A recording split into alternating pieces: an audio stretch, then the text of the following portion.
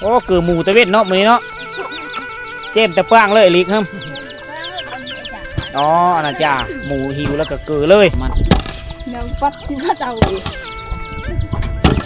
ตุยจานเกลือจ้าภาษาบรูเอิ้นยังหืดอะเลาะ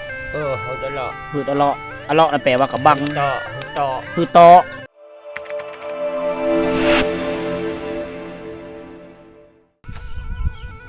สบายดีทุกคนสบายดีพ่อแม่พี่น้องสบายดี FC ทุกท่านนะที่กำลังติดตามและครับส้มก็ยินดีต้อนรับทุกคนเข้าสู่หมู่บ้านชนบทอีกมื้อนึงมื้อนี้คอยมาอยู่ที่บ้านลังกลเมืองเสปวนแขวงสวรรณเขตบ้านลังกลเป็นบ้านน้อยๆเพียงแต่15-16หลังคาเรือนนะเป็นหมู่บ้านน้อยๆที่ตั้งอยู่กลางภูเขาทุกคนเลยอ้อมหอบด้วยภูผาป่าดกนะมื้อนี้ลุยเดียวมาแต่เมืองพีนทุกคนผู้เดียวมากับมาแดงตามเคย รถคู่ใจกับบรรยากาศยามแรงๆเวลาตอนนี้16 นาฬิกาทุกคนนะเป็นตอนแรกของมื้อวันที่23เดือนมีนาปี2025นะอยู่ที่บ้านลังกลนี่แหละบ้านลังกลมันจะขึ้นกับบ้านหน้าเลยทุกคนเลยคือคอยว่าแล้วมาแต่หลังจากย้ายบ่อนสอนแล้วก็ไม่ได้มาเลยก็เห็นทิวทัศน์ธรรมชาติยังสวยงามเหมือนเดิมทุกคนป่าโกยป่าอ้อยสูตรโกยต้นอ้อยยังได้เห็นวิถีชีวิตแบบเดิมๆนะวิถีชีวิตดังเดิมอันนี้เขินเสาเฮิรนเอาท่อแป๊บมาเอ็ดทั่วหลายแถวนี้เป็นเฮิรนปฐมประธานเฮิรนแบบบูฮานอาชีพหลักของชาวบ้านก็คือเฮ็ดไห้ปลูกข้าวนะแล้วก็เลี้ยงสัตว์ไปนำ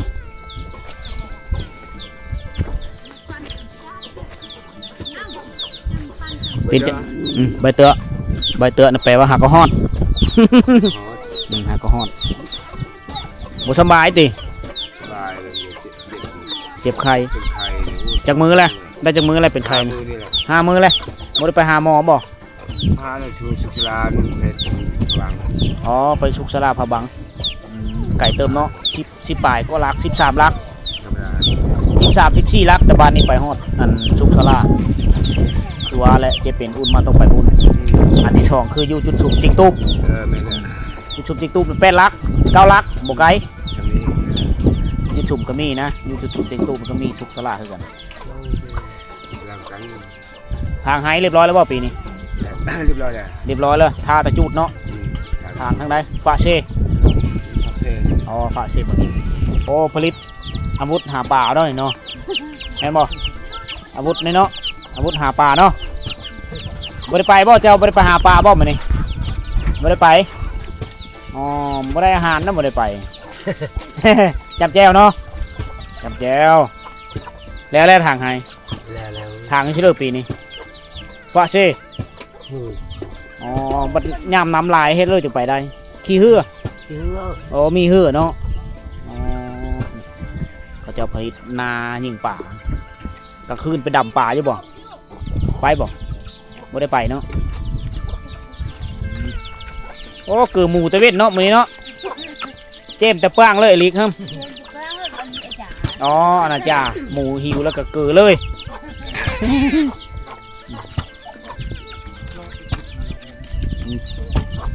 ตำข้าวยามแรงๆเมื่อยแล้วพักผ่อนละพักผ่อนแล้วเมื่อยอ๋อเมื่อยเนาะพักผ่อนแล้วเจ้าตำอยู่นี่บ่คกตัวนี้ยังไม่ทันแล้วอ๋อไม่ทันในตำนี่ขี้แก้บนี่เนาะสกามเขาให้แล้วตัวนี้เนาะโดชัยเอ้ยนี่โดชัยแปลว่าเข้าให้เวลามันฟงเข้าไปก็ไก่ทอดไก่กินเกิดไก่ไปนำต่ำเข้าไปนำเอามาที่ชนบทเราจะเห็นภาพบรรยากาศที่ว่าชาวบ้านต่ำเข้าหาเบิ่งได้ยากทุกคนอีกประมาณ30 ปีนี่ก็บรรยากาศตัวนี้จะหายไปได้ฉะนั้นค่อยเองก็เลยไปตามหมู่บ้านชนบทเพื่อเก็บภาพบรรยากาศ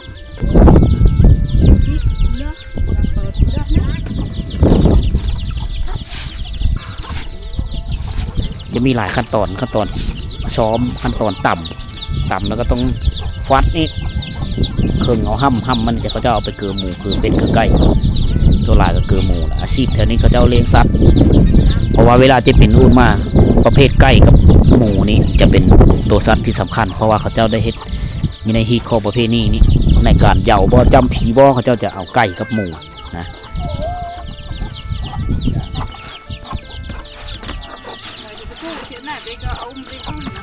เจอตามไหม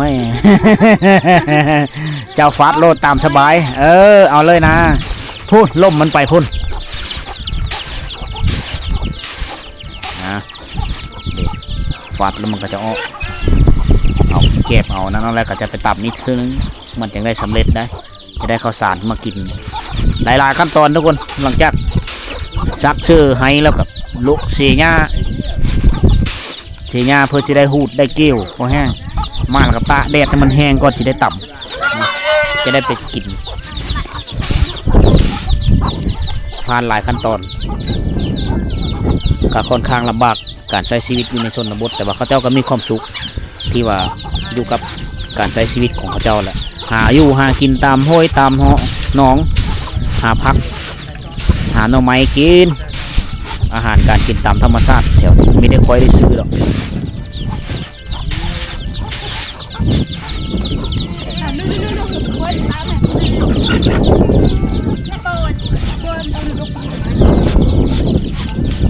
บนหนาวเนาะตะบนชะแงด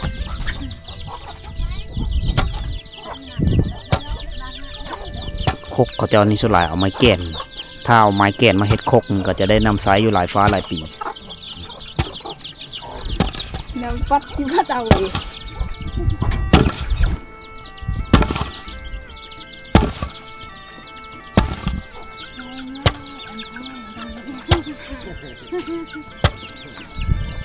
ยามนี้น้ำลิ้นแห้งบ่ยามน้ำลิ้นอยู่นี่เลยบ่แห้งเนาะไหลเลยมันบ่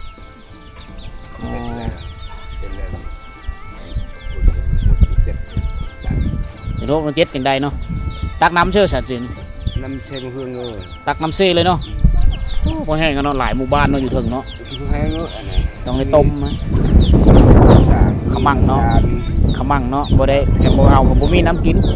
บ่มีน้ำใสจะเป็นได้ตักเอาน้ำเซ่เบิ่งเหงฉะนั้นผู้เลยอยู่บ้านหมู่บ้านผู้เลยอยู่ถึงก็ถ้าว่าผู้เลยได้ห้ามมาเบิ่งคลิปนี้ก็เพื่อคิดคำนึงถึงว่ายังมีหลายหมู่บ้านยังมีหลายชาวบ้านที่ว่าใส่น้ำห้วยอยู่นะรักษาความสะอาดนำกันถ้าว่าเฮาเฮ็ดน้ำเปิ้ลแล้วก็พี่น้องชาวบ้านลังกลยังได้กิน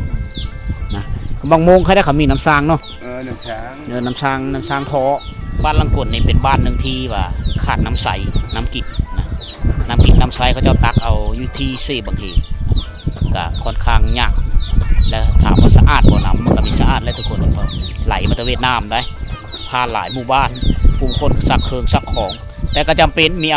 อาน้ำนะมีตักน้ำมากก็คือมีน้ำคือมีน้ำใสแถวนี้ยังมีน้ำบาดาลนะคำว่าสิเจาะน้ำมันก็ว่าถึงงบประมาณทุกคนนะต้องไหลมันต้องเสียเงินฉะนั้นเฮามีเงินก็จำเป็นได้ตักน้ำห้วยตักน้ำธรรมชาติมาใส่แต่ว่ากินนี่เฮาต้มเขาเนาะต้มน้ำก็จังดื่มกินนะก็ค่อนข้างสะอาดอยู่น้ำนะแต่ว่าเราได้ดื่มนะได้ต้มบางเทื่อน่ะไปให้นี่กินดิบเลยก็มีเนาะน้ำเนาะกินเดอะงวยยันเลยอ๋อบ่เจ็บท้องบ่นั่นไงแข็งแห้งเนาะ น่าไอ้วะ เฮ็ดได้สิเจ็บแล้วว่าบ่เจ็บบ่เจ็บเนาะแข็งแห้งเนาะแต่ว่าไข่แต่เขาเจ้าต้มไข่แต่ว่าตะกั่วน้ำหลังคาเฮิร์นนี่ส่วนลายเป็นเฮิร์นแปนก็มีหลายหลังเติบเฮิร์นแปนเฮิร์นไม้เหเฮิร์นไม้พุ่งไม้พังกันแต่ก็ยังมีหลายเส้นทางตัวนี้เขาตรงไปจะฮอดอันแม่น้ำที่เขาเจ้าตักเขาเอิ้นว่าเสบางเหงนะเป็นบ้านเก่าบ้านแก่หลายฟ้าหลายปีแล้วชาวบ้านมาตั้งบ้านเฮิร์นอยู่นี่อาศัยหาปูหาปลาตามเสบางเหงขึ้นมาเป็นอาหารยังแล้วเวทเจ้าเอาบ้างโอ้เบิร์ดจ้าเอาบ้างแล้วเนาะได้กินเอาบ้างแล้วเอาบ้างนี่คือหน่อไม้เพราะว่าอยู่ชนบทนี่หน่อไม้โป่งไว้โอ้คักเนาะอูเนาะนอนแล้วนี่นะชดหนาวเนาะนอนเนาะห่มซินเลยข เขาเจ้าจะเอาเป่าเอากระสอบที่กระสอบเข้าเขาเนี่ยนะที่ไม่ได้ใส่แล้วเอามาตูมเฮ็ดเป็นอู้นะสายตัวนี้ก็จะเป็นชิ้นหาดแพรหาดเอามาใส่ก็มีความทนทาน สามารถเอาเฮอหลานนอนได้อันนี้ก็แม่นนะอู้อันนี้เอาเป๋าคล้ายๆคือสวิงเกลือหมูแล้วเนาะเจี๊ยบมะลิกแล้ว เขามันจะบัด ผู้เฒ่าเลี้ยงหมูเนาะลึกกับป้องนี่ โอ้โหลูกกระพวง โอ้เขาจะปลูกมันต้นนำปลูกมันต้นแล้วมาเกลือหมู เอามาต่ำมุนแล้วเกลือสมกับห้ำฉะนั้นหมูเขาเจ้าเดี๋ยวจะตุย คนเราก็บ่ได้มีใครเข้ามา เลี้ยงเอาลูกมันเนาะ โอ้เขาบ่งตัวเพิ่นล่ะ ยังบ่ทันได้ลูกจะโต บ่ใครอันนี้ก่อนเจ้าอ๋อ จ้ามีบอยก่อนลูก เลี้ยงเพลินและเป็นเอาเกือบเป็นโน่ เป็นนอกไอ้เจ้านี่ยึดจมกอกยึดจมทีนี่ทางคอถ้าว่าไปได้ไปหาเครื่องป้าของหนูมาขายเนาะนี่ไปบ่ได้เท่าแล้วเลี้ยงหมูเอา โดยเงินเขาปองมัน แม่นละไปบ่ได้แล้ว ลูกนายมันดังไปดังเต้าได้มีจ่าคอยจ่ากันมีบ่อยคือบ่มีเกือบบ่มีเป็นโน่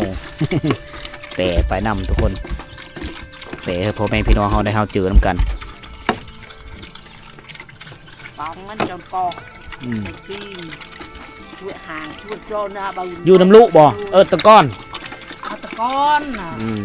อยู่น้ำลูกชายคันว่ามีลูกสาวมีลูกชายเนี่ยก็แห่งเต็กลำบาก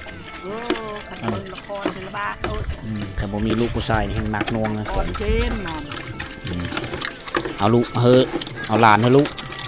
ตาตอนก่อนเจ้าโดยตาหนึ่งตัวจานเกิดจังจ้า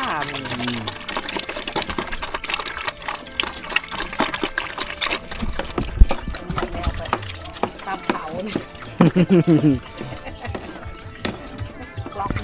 จ้าเขาเจ้าปู่หยามาแล้วยามนี้เขาเจ้าจะเอามาชอยเอามาต่ำแล้วเสือกระบังเขาเจ้าจะย่างไฟไว้เพื่อมีมันตึกเน่าอันนี้คือกระบังหยาสูบหยาที่เขาเจ้าปลูกเองถ้าว่าเขามียางไฟนี่มันจะตึกเน่าอันนี้คือไอเดียของพี่น้องเผ่าบรูเขาทุกๆราคาเฮือนจะมีกระบังหยาภาษาบรูเอิญว่าฮืดตอฮืดอลอฮืดแต่แปลว่าหยาสูบนะฮืดคำว่ายาเขากินยาปลูกพญาติเขาเอิ้นว่าละเฮาตากไม่ยั้งอันนั้นมันต้นบ่อ๋อจ้าเอาไว้นึ่งกินเนาะอ๋อไปผสมกับข้าวเป็นบ่โอ้อ๋อเด็กเขาเจ้าจะซอยแล้วมาตาแดด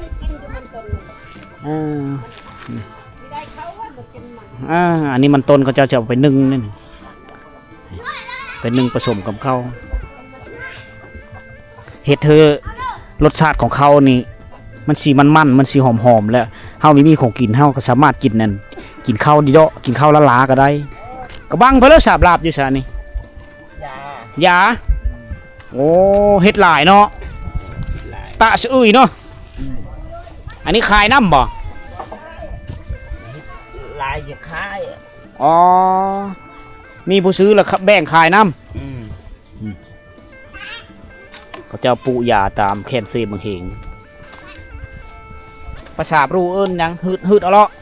หืดอะเลาะอะเลาะนั่นแปลว่ากระบังหืดตออ๋อหืดตอนั่นคือยัดเฮานะอะเลาะนั่นแปลว่ากระบังยางไปนี่พลิกไปมาตลอดหลายกระบังซ้ำสีสูบเนาะซ้ำสีง่วยบ่ได้ซื้อยาเนาะทางนี้ปากมันทางนี้อันนี้ต่ำก้อนบ่ต่ำจวกตึงตะปันก็ขันเอาอ๋อขันให้มันยุบเราเฮากระบังเลยโอ้อันนี้คือวิธีขั้นตอนมัน ถังไฟฟรีเพราะมันหนาวเนาะสาดอยู่นี่เลยค่อยด้วยละ เขาเลย อ๋อค่อยด้วยนึ่งข้าวเนาะ ผู้เฒ่า นึ่งข้าว นึ่งข้าวเนาะค่อยด้วย เขาดู ไปอาบน้ำนะเขาเจ้าจะใช้น้ำโมกเห็นเขาเจ้าโต่งเอาน้ำโมกนี่เป็นแชมพูบูฮานของพี่น้องเฮานี่ได้ยุคบูฮานแต่รุ่นปู่รุ่นยาเฮารุ่นพ่อรุ่นแม่พุ่นแหละเขาเจ้าจะชะหูด้วยน้ำโมกขุดขุมไว้นี่ขุมวิทายนะสังเกตความดูมันเขาเจ้าเห็ดหูนะเห็ดป้องกันหมูป้องกันไก่เลยอยู่เนอจะเป็นเต็มไปด้วยสวนแขมกับสวนกล้วยมีโก้มะเขือน้ำโอ้ธรรมศาสตร์ทุกคนมาเบิ่งว่างน้ำที่เขาเจ้าตักน้ำขึ้นไปใช้นี่คือบ้านลังกดบ้านลังกดเป็นบ้านหนึ่งที่แบบติดแปะกับเสียบังเฮงเอาขึ้นไปพุ่นจะเป็นบ้านหน้า